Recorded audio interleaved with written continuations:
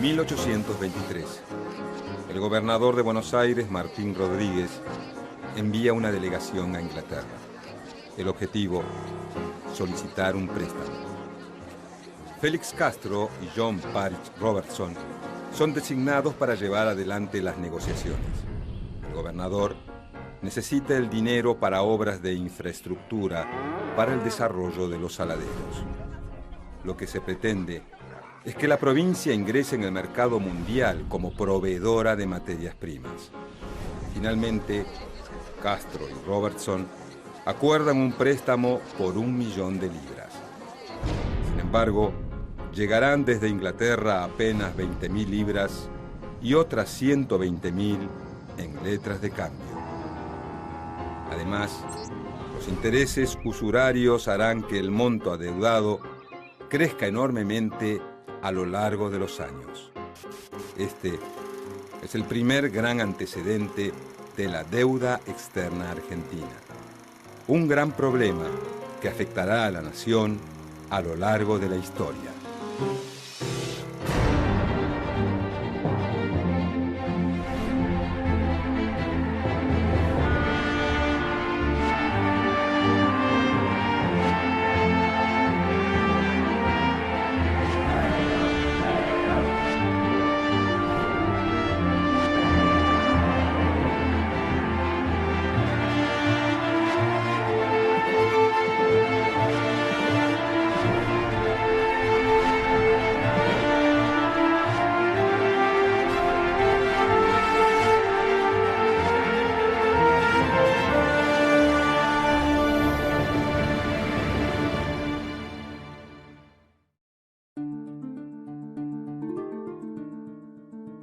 En los años posteriores a la Revolución de Mayo, surge un nuevo movimiento, el federalismo. Sus dirigentes luchan por la autonomía de las provincias. Los políticos de Buenos Aires aspiran, en cambio, a ser el eje de la futura nación. El 1 de febrero de 1820 se produce la Batalla de Cepeda, que inicia una nueva etapa en las Provincias Unidas del Sur. La victoria de los federales impone la disolución de las autoridades nacionales. Buenos Aires debe dotarse, entonces, de un cuerpo legal, un gobierno y un aparato estatal propio. El gobernador Martín Rodríguez está a cargo de la provincia. Lo sostiene en el poder una alianza donde confluyen hacendados, estancieros y grandes comerciantes. Se hacen llamar el Partido del Orden. Su meta es posicionar a Buenos Aires como proveedor de materias primas en el mercado mundial, lo que luego le permitirá controlar al resto de las Provincias Unidas del Río de la Plata. Pero para eso, el grupo de Rodríguez necesita acciones concretas. Precisa contar con una infraestructura, un puerto y buenos caminos que posibiliten la exportación de los bienes producidos por los saladeros. Decide, entonces, tomar un préstamo. En 1823 se conforma un consorcio integrado por comerciantes porteños e ingleses. Félix Castro y John Parich Robertson son los encargados de viajar a Londres para concretar el acuerdo con la casa Baring Brothers, una importante entidad financiera. El préstamo pedido es por 1 millón de libras. La casa Baring, en principio, solo ofrece prestar el 85% de ese monto. Eso quiere decir que el Estado porteño recibirá 850.000 libras y deberá devolver 1 millón más los intereses.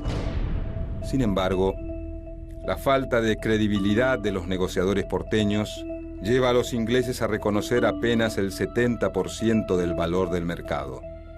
La consecuencia deriva en que los emisarios reciban solamente 700.000 libras. A esa cifra se le restan gastos y comisiones de prestamistas y gestores. Por si fuera poco, la Baring exige que se le adelanten 2 años de intereses. Por lo tanto, el Estado porteño recibe 552.000 libras. Los ingleses desconfían de que las autoridades de Buenos Aires acepten un trato que es claramente desfavorable. Sin embargo, Castro y Robertson se comprometen a cumplir con las duras condiciones.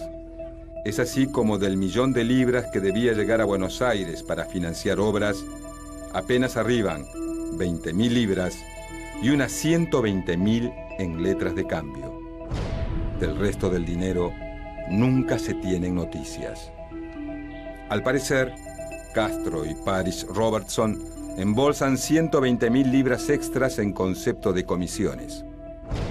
Este suceso inicia una larga serie de casos en que los negociadores del país parecen actuar más en favor propio o de los prestamistas que en beneficio del Estado.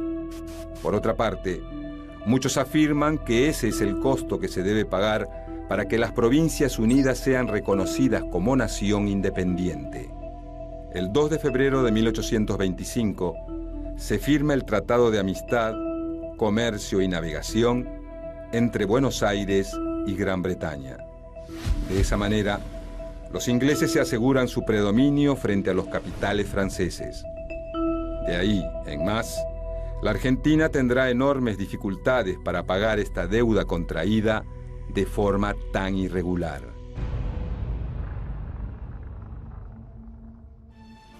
En 1826, Bernardino Rivadavia, uno de los principales impulsores políticos del empréstito con la Casa Baring, es elegido presidente.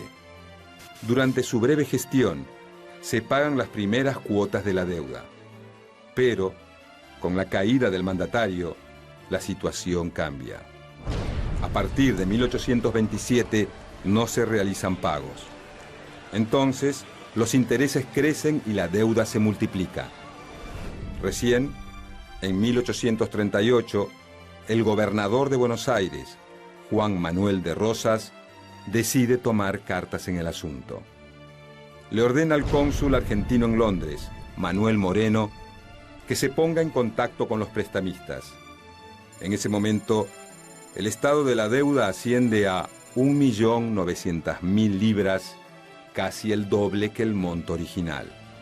Rosas presenta una propuesta audaz para detener el endeudamiento. El caudillo bonaerense propone entregar la concesión por el guano de las Islas Malvinas, ocupadas por los ingleses desde 1833, y la costa patagónica durante 15 años. Busca así pagar la deuda sin comprometer las arcas de la provincia y al mismo tiempo asentar la soberanía sobre esos territorios. La estrategia es exitosa. Los ingleses aceptan el trato y durante varios años el gobierno bonaerense realiza pagos de 12.000 libras anuales. Pero nuevamente un suceso político modifica la situación. El 3 de febrero de 1852, el ejército al mando del caudillo entrerriano Justo José de Urquiza derrota a las fuerzas de Rosas en la batalla de Caseros. Rosas emigra del país. Su destino, Inglaterra. Mientras tanto, Buenos Aires interrumpe los pagos de la deuda. En 1855, el gobernador de la provincia de Buenos Aires, Pastor Obligado, hace un nuevo intento por terminar de una vez con el endeudamiento. Nombra a un financista con fuertes vínculos en Londres para resolver el problema, Norberto de la Riestra. Pero la renegociación termina costando caro.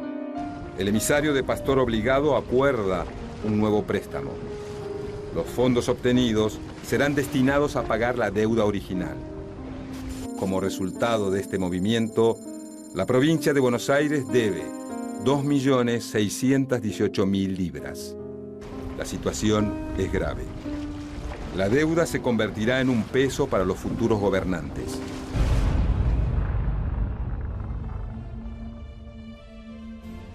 En 1866, durante la presidencia de Bartolomé Mitre, se aprueba la Ley 206, que establece que la deuda externa de la provincia de Buenos Aires se transforme en una deuda nacional.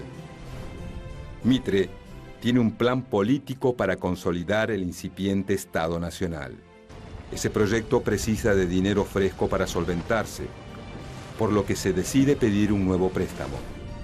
Esta vez por la suma de 2.500.000 libras. Al igual que en el préstamo de 1824, los costos que deberá pagar el país serán altos.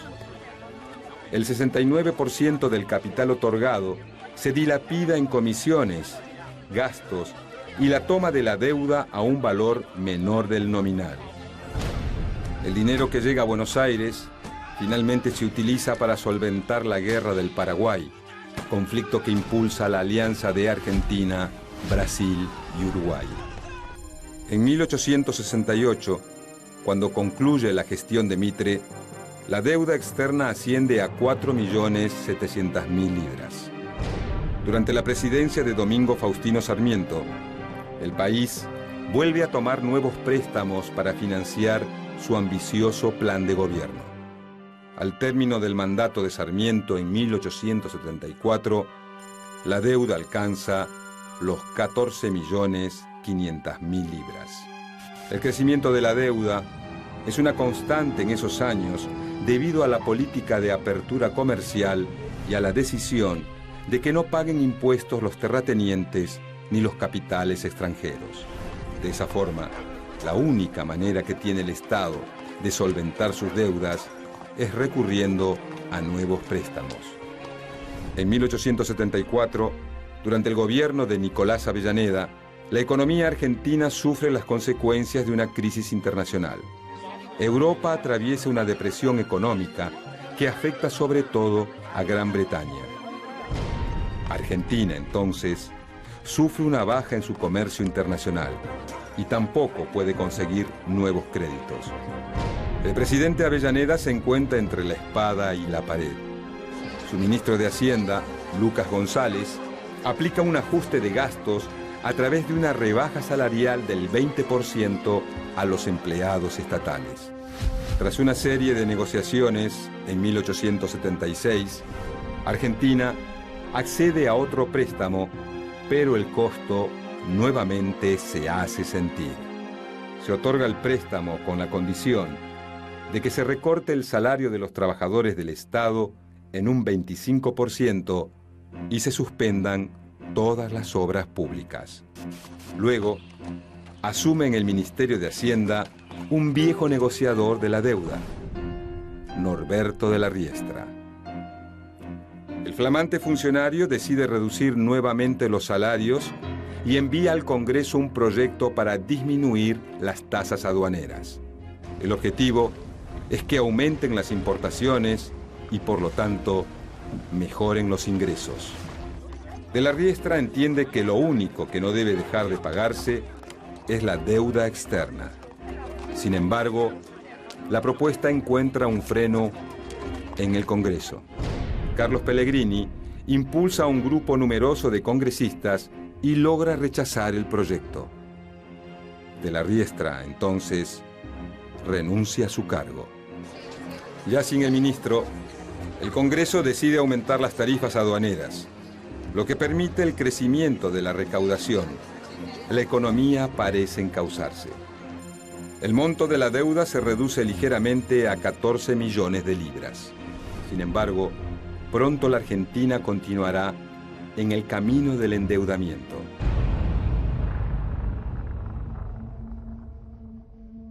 Entre 1880 y 1886, Julio Argentino Roca ocupa la presidencia. En ese periodo, la deuda pasa de 14 a 38 millones de libras. La novedad es que los prestamistas no son solo ingleses, sino también franceses y alemanes. Gran parte de esos capitales se utilizan en inversiones del Estado para educación, modernización del ejército y transportes. Miles de kilómetros de los ferrocarriles estatales son construidos gracias a esos préstamos. Pero, durante la presidencia de Miguel Juárez Celman, la economía vuelve a colapsar. Juárez Celman vende los ferrocarriles estatales a empresas privadas. El aumento de las importaciones y de los préstamos privados y estatales provoca que la economía tambalee. El 60% de los ingresos del Estado se utilizan para pagar la deuda. En 1890, la situación se vuelve insostenible. A la crisis económica se suma la crisis política. Surge la Unión Cívica, que protagoniza una revuelta que deja un importante saldo de muertos y heridos en la capital federal. Tras la Revolución del Parque, Juárez Celman renuncia y asume su vicepresidente Carlos Pellegrini. Durante su gestión, Pellegrini consigue el aval crediticio de los grandes terratenientes que se comprometen a prestar el dinero necesario para cumplir con el pago de la cuota de la deuda externa. En 1893, durante la presidencia de Luis Sáenz Peña, recién se termina de pagar el primer empréstito negociado con la Casa Baring en 1824. Han pasado más de 69 años, pero la deuda continúa aumentando con nuevos préstamos que toman los sucesivos gobiernos. Llegando al año 1904, alcanza los 78 millones.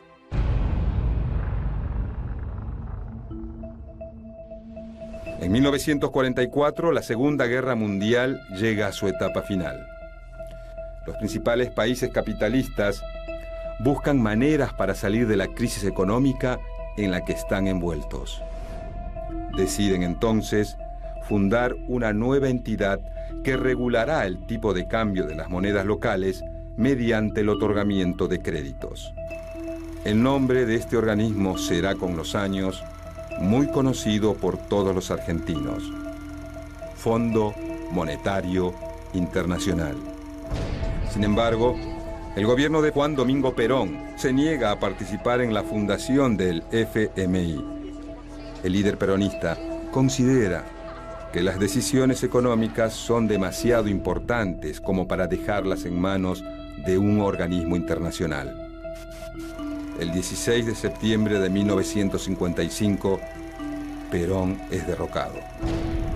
Se inicia un nuevo tiempo de inestabilidad política y económica. En 1956, bajo la presidencia de facto del general Pedro Eugenio Aramburu, la Argentina vuelve a entrar en el camino del endeudamiento. Ingresa al Fondo Monetario Internacional, al Banco Mundial y al Club de París. En apenas 3 años, la deuda crece de 57 millones a 1.051 millones de dólares. Como consecuencia directa, el Fondo Monetario Internacional empieza a tener injerencia en la política nacional y comienza una larga etapa en la que nuestro país pierde potestad para tomar decisiones económicas. En 1975, durante el gobierno de María Estela Martínez de Perón, la deuda externa llega a montos extremadamente altos. La cifra alcanzada es alarmante: 9.100 millones de dólares. Y la situación seguirá empeorando. El 24 de marzo de 1976 comienza la dictadura más sangrienta de la historia argentina. La Junta Militar, encabezada por Jorge Rafael Videla, nombra al frente del Ministerio de Economía a un hombre vinculado con las empresas y los bancos extranjeros: José Alfredo Martínez de Hoz. Mientras la dictadura reprime, tortura y desaparece a miles de argentinos, el ministro activa un nuevo plan económico. El resultado deriva en la destrucción de gran parte de la industria y el crecimiento del desempleo. En 1981, el teniente general Leopoldo Fortunato Galtieri se hace cargo del país. En ese momento la situación económica es grave, reflejo de la crisis que deja Martínez de Hoz. Al mando del Ministerio de Economía, nombra a otro hombre ligado al mundo de las finanzas: Roberto Aleman. Aleman toma una decisión que le costará muy caro a la Argentina.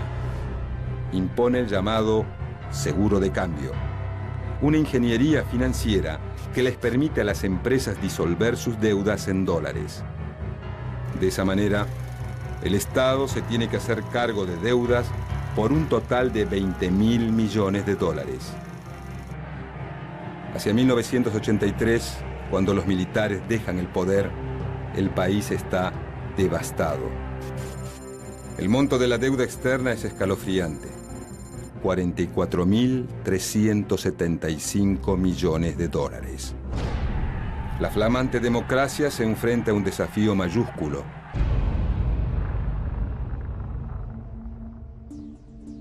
El gobierno de Raúl Alfonsín intenta encontrar una salida para el problema de la deuda externa, pero la situación es muy compleja. Una de las primeras medidas de su gestión es declarar una moratoria unilateral hasta junio de 1984. De esa manera gana tiempo hasta averiguar el origen del endeudamiento.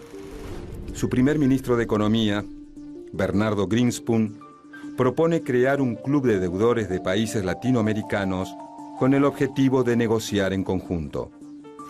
Pero, como es de esperar, ambas medidas son rechazadas por los organismos internacionales de crédito y por Estados Unidos.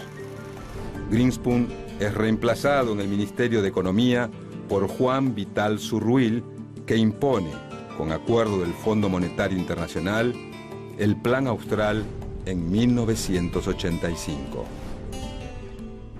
Pero la situación económica se deteriora aún más. En 1989 se produce un nuevo colapso de la economía nacional. El precio del dólar se dispara. La espiral inflacionaria parece no tener fin, al igual que el aumento del desempleo. En ese contexto, el gobierno deja de pagar los vencimientos de la deuda. Alfonsín renuncia a su cargo con 6 meses de antelación. Lo sucede Carlos Saúl Menem. En este periodo, la deuda alcanza los 57.777 millones de dólares. A pesar de haber prometido en su campaña electoral una revolución productiva, las primeras medidas del nuevo mandatario son de tinte neoliberal. Privatiza las empresas estatales y plantea fuertes recortes del gasto público. En 1991, asume Domingo Cavallo en el Ministerio de Economía con la misión de controlar la creciente inflación. Se promulga la ley de convertibilidad que establece la paridad en 1 del peso al dólar. En poco tiempo la inflación se detiene, pero no la deuda. La industria local se ve castigada nuevamente por los productos importados, que se ven beneficiados por la sobrevaloración del peso. Además, se eliminan los controles estatales sobre el capital extranjero. Esto facilita la fuga de capitales al exterior. El tipo de cambio fijo provoca que el Estado siga tomando nuevos préstamos para pagar la deuda. En 1999, al asumir la presidencia Fernando de la Rúa, el país se encuentra en una profunda recesión y la desocupación crece a niveles históricos. El monto de la deuda externa alcanza los 152.000 millones de dólares. Sin embargo, de la Rúa mantiene la convertibilidad y aplica duras medidas de ajuste para mantener equilibradas las cuentas. Mientras tanto, el Estado Nacional continúa endeudándose para poder pagar los compromisos de deuda. Ni el blindaje financiero ofrecido por el Fondo Monetario Internacional en el 2000, ni el megacanje de deuda impulsado por Domingo Cavallo en su regreso como ministro de Economía consiguen frenar la recesión. Durante 2001 se fugan del país más de 13.000 millones de dólares. Y la deuda alcanza los 166.000 millones de dólares. En diciembre, la Argentina vive días agitados. En busca de detener la huida de capitales, Cavallo impone restricciones a las extracciones bancarias. Eso impide que los ahorristas puedan disponer libremente de su dinero. El 19 de diciembre de 2001 se produce un estallido social. Comienzan los saqueos en los supermercados y comercios de las principales ciudades del país. La respuesta del presidente ante un pueblo castigado por la pobreza es decretar el estado de sitio. De inmediato las calles se pueblan de cientos de miles de manifestantes y la represión no se hace esperar. El 20 de diciembre de 2001, mientras el país está sumido en el caos, De la Rúa renuncia a la presidencia y Argentina entra en la crisis política más profunda de su historia contemporánea.